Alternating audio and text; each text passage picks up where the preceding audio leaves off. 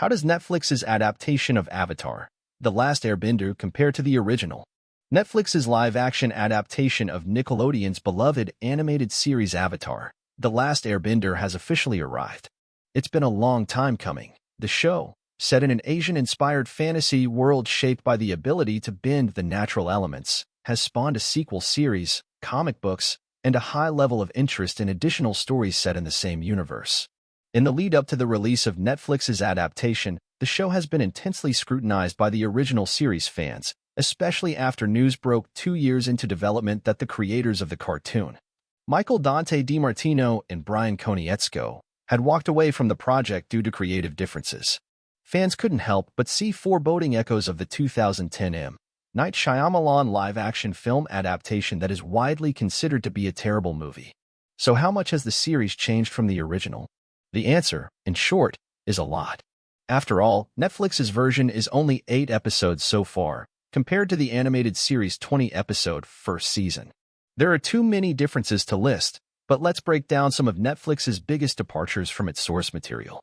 One of the best aspects of the animated series is how it drops the viewer in the middle of the action, filling in much of the backstory through flashbacks as the story progresses. When we first meet Aang in that version, he's still trapped in the iceberg that Sokka and Katara save him from. Netflix, by contrast, relays the events leading up to Aang's Gordon Cormier century-long slumber, how he became trapped in the ice, and his subsequent emergence thanks to Sokka, Ian Owsley, and Katara, Kai Winchell. The live-action adaptation takes plenty of liberties with how it introduces the past avatars from whom Aang seeks help and guidance.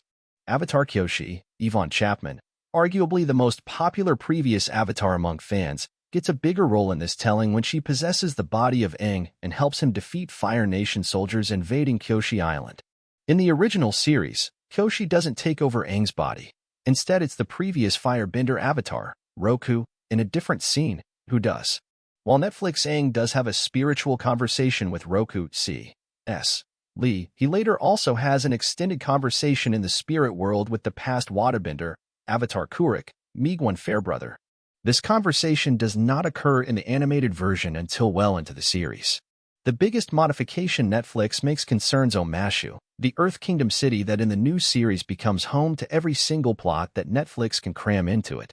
The live-action adaptation combines the storylines of handsome anarchist Jet, Sebastian Amoruso, the traitorous mechanist, Danny Pudi, who inspires Sokka's inventor capabilities, and the secret tunnels under Omashu, smushing together characters, places, and events that originally appeared at different points. In the cartoon, Team Avatar runs into Jet near a Fire Nation camp, and they don't meet the machinist until they reach the Northern Air Temple toward the very end of the season. As for the tunnels, we don't see them until Season 2, and, instead of Sokka and Katara traveling through them via the power of sibling appreciation like they do in the Netflix show, it is cartoon Aang and Katara who travel through them under a cloud of romance. Luckily, though, the live-action show doesn't omit the cave-dwelling bards singing Secret Tunnel. The character of Bumi undergoes some alterations himself, with Netflix making the King of Omashu played by an unrecognizable Utkarsham Budkar, a much more antagonistic figure. In the original, Bumi puts Aang through a series of tests before Aang, at the end, realizes that the king before him is his old childhood friend, and they part on a happier note of camaraderie. In this new version, Netflix darkens the tone, something that applies to the entire series, depicting Bumi as deeply resentful of Aang's absence during the war, and leaving it unclear as to whether the Avatar and the King of Omashu end on good terms. Another big difference between the two avatars is their use of Ko, the face-stealing dark spirit who resides in the spirit world. In Nickelodeon's show, Aang briefly encounters Ko George Takei in Season 1, when he asks Ko for help to save the Northern Water Tribe.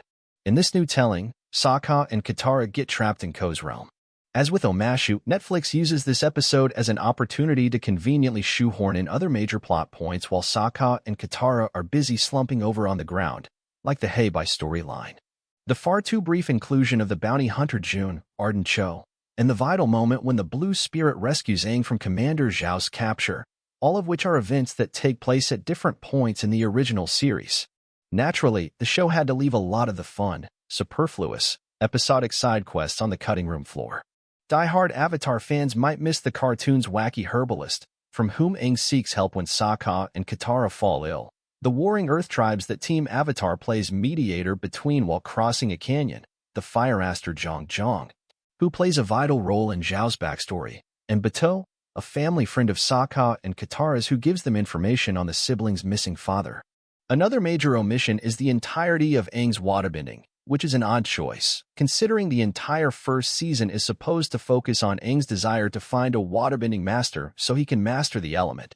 Then there's the case of Aang and Katara, whose blossoming, pubescent romance is almost entirely excised from the live-action series thus far. We don't get their aforementioned secret tunnel scene, their episode with the fortune teller who foresees their future spouses, or any of those smaller moments in the first season where Aang is pining after Katara.